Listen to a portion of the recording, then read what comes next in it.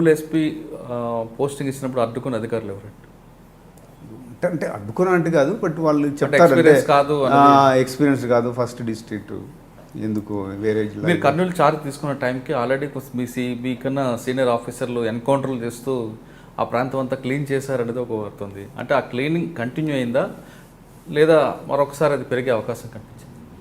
అంటే చాలా అంటే 2001 ఆ 2002 ప్రాంతంలో జరిగింది. నేను వెళ్ళింది 2004లో. బట్ అదేం అంటే ఆ ఎన్కౌంటర్స్ అవన్నీ అటువంటి ఆ నేపథ్యం వేరండి. అప్పుడు 2001-2000 నేపథ్యంలో ఆ నేపథ్యంలో వాళ్ళు చేసి ఉండొచ్చు. బట్ ఇప్పుడు నేను వెళ్ళిన తర్వాత నేపథ్యంలో వేరే నా అంటే ఒక్కొక్క ఆఫీసర్ స్టైల్లో ఒక తిరిగా ఉంటుంది.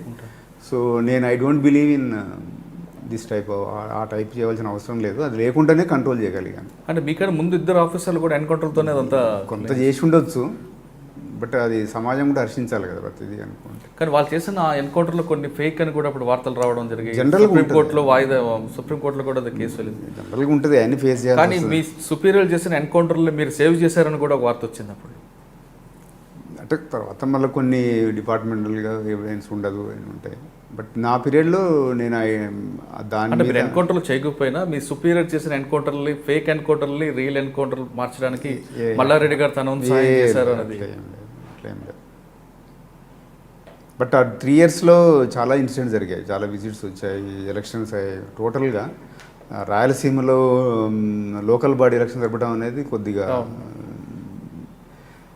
నాకు 3 ఎలక్షన్స్ వచ్చాయి. గ్రామ పంచాయతీ వచ్చింది, మున్సిపల్ వచ్చింది, తర్వాత ఎంపీటీసీ జెడ్పీటీసీ వచ్చాయి. సో ఆ 3 ఎలక్షన్స్లో కూడా కర్నూలు జిల్లాలో నాట్ ఈవెన్ సింగిల్ ఇన్సిడెంట్. అంటే మీరు ఉన్న టైంలో ఎక్కడ కూడా ఫ్యాక్షన్ మర్డర్ కూడా జరగలేదు?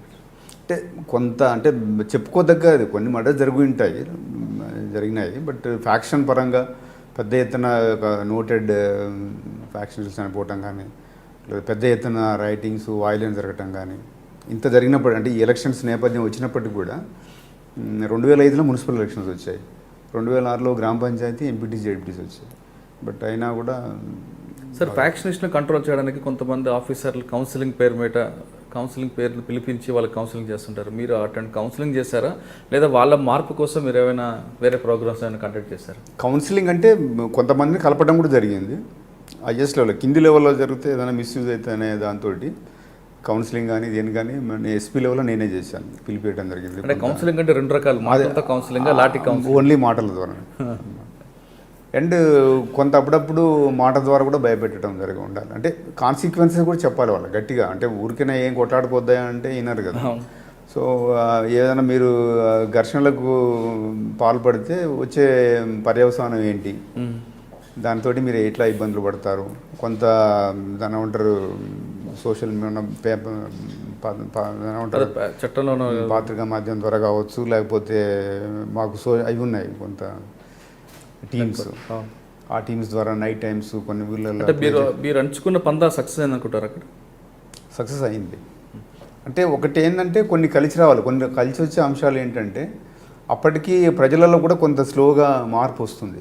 ఈ ఫ్యాక్షన్ తోటి ఎక్కడికి పోలేము, మీ వ్యక్తిగత పరిచయాలు, సో నా మీద ఉండే నమ్మకం అభిమానంతో కొంత చాలా పెద్ద ఫ్యాక్షన్ లీడర్లు కూడా పెద్ద ఫ్యాక్షన్ వైలెన్స్ మొగ్గు చూపలేదు. సో ఒకటేంటంటే ఎస్పీ గారు కూడా చెడ్డ పేరు రాకూడదు అనేది కూడా మిమ్మల్ని వాళ్ళు ఓన్ చేసుకున్నారు.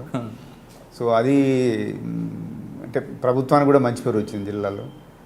సో ప్రభుత్వం అంటే మా డిపార్ట్మెంట్ డీజీ గారు కానీ వీళ్ళు కానీ ఎక్కడ పెద్దగా అంటే ముందు అనుకున్నారు ఇట్లా వేస్తున్నారు అయితే కానీ, బట్ 3 years ఉండవలసింది. అక్కడి నుంచి మళ్ళా ప్రభుత్వం ఇంకో ముఖ్యమైన బాధ్యత నెల్లూరు ఎస్పీగా నాకు ఇవ్వటం జరిగింది. నెల్లూరు అప్పుడు జనార్దన్ రెడ్డి గారి మీద ల్యాండ్ మైన్ బ్లాస్ట్ అయింది. మీరు ఉన్న టైంలో అది అయిన తర్వాత అది అయితే అప్పుడున్న ఎస్పీని బదిలీ చేసి నన్ను వేయటం జరిగింది. అప్పుడు ఎలాగుందండి అది?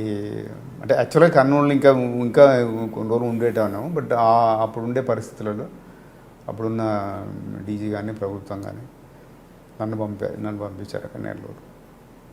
సో కర్నూలు ఒక టైప్ ఆఫ్ రాజకీయ నేపథ్యం కానీ ఫ్యాక్షన్ అన్నీ ఉన్న ప్రాబ్లం. నెల్లూరులో బయటికి ప్రశాంతంగా అనిపించినా అక్కడ కూడా చాలా ప్రాబ్లమ్స్ ఉన్నాయి పోలీస్ పాయింట్ ఆఫ్ వ్యూలో. కొంత సోషల్ వైసెస్ ఎక్కువ ఉంటాయి నెల్లూరులో. సో కొంత ఇండిసిప్లిన్ అప్పటికి కొంత ఉండేది ఫోర్స్లో. అవును. సో కొంత అప్పుడు ఉండే పోయిన నాకంటే ముందున్న అధికారులకు కింద ఉన్న సిబ్బంది కొంత మధ్య గ్యాప్ కూడా ఉంది. గ్యాప్ వచ్చి రావటం. అవును. సో అప్పుడుండే నాకు ఏంటంటే జిల్లా పోలీసును గాడిలో పెట్టాలి అనేది నాకు briefing. So Nellore police briefing గాడిలో పెట్టాలి. సో అండ్ అక్కడ చాలా మీకు తెలుసు రాజకీయంగా గ్రూప్స్ అవి ఇవి ఉన్నాయి. సో అందరిది ఈక్వల్గా ఉండాలి బాగా. సో ఒక మంచి పెద్ద బాధ్యతనే పెట్టారు అప్పుడు నా మీద. సో నేను అనుకోవటం సక్సెస్ఫుల్గా చేశాను. మీరు చూస్తున్నారు ఐ డ్రీమ్ న్యూస్ని. మీరు చూస్తున్నది ఐ డ్రీమ్ న్యూస్. అంటే కళలని నిజం చేస్తూ ప్రజలకి నిజాలని కళల ద్వారా తీసుకొచ్చే ఐ డ్రీమ్కి మై బెస్ట్ విషెస్. మీరు చూస్తున్నది ఐ డ్రీమ్ న్యూస్. మీరు చూస్తున్నారు I dream channel. For more videos, please subscribe iDream.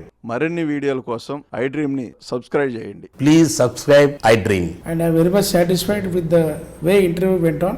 Kindly subscribe to iDream. For more videos, subscribe to iDream. and loads of fun entertainment and content. Do watch